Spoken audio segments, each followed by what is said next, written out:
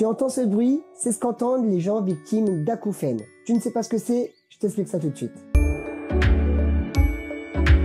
Et comme nous en avons l'habitude, séparons le mot. Tout d'abord, nous avons le terme akou qui nous vient du grec ancien akouo et qui veut dire entendre.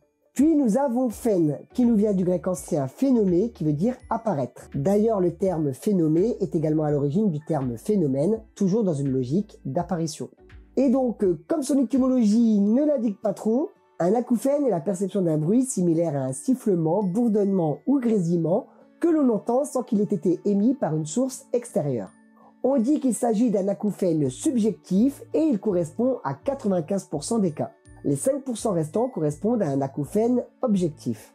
C'est la perception d'un bruit d'un organe à l'intérieur de son corps. Ce bruit peut d'ailleurs être entendu par une personne extérieure.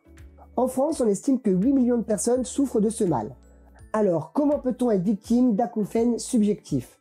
Eh bien, les causes sont multiples. Cela peut être notamment dû à un traumatisme acoustique, comme après un concert, une écoute de musique trop forte, ou après une journée de travail dans un milieu fortement bruyant.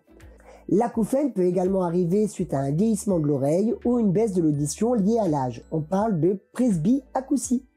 Parfois, les acouphènes subjectifs peuvent venir après un bouchon de cérumen, une otite, une forte pression dans le labyrinthe ou un problème d'oreille interne ou du nerf auditif. Quant à l'acouphène objectif, il est souvent lié à des maladies vasculaires, une hypertension ou, cas plus rare, une tumeur. Pour traiter un acouphène, on consulte généralement un ORL qui effectue un bilan médical, mais également un examen otorhinolaryngologique qui concerne les oreilles, le nez et la gorge, ainsi qu'une mesure de l'audition, une audiométrie. Le bilan peut être accompagné d'un scanner ou d'une IRM pour mieux comprendre les symptômes. Évidemment, comme les causes sont multiples, les traitements peuvent être très différents. Cela peut se soigner par un simple médicament, la pose d'un appareil auditif, des thérapies ou également une intervention chirurgicale.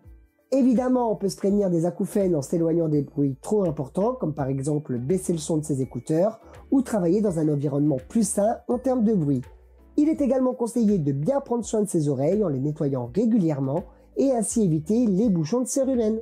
Voilà, j'espère que maintenant vous en savez plus sur l'acouphène. Si vous voulez plus d'informations, rendez-vous sur dactylosime.com. Quant à nous, on se retrouve très bientôt pour une nouvelle émission. Salut!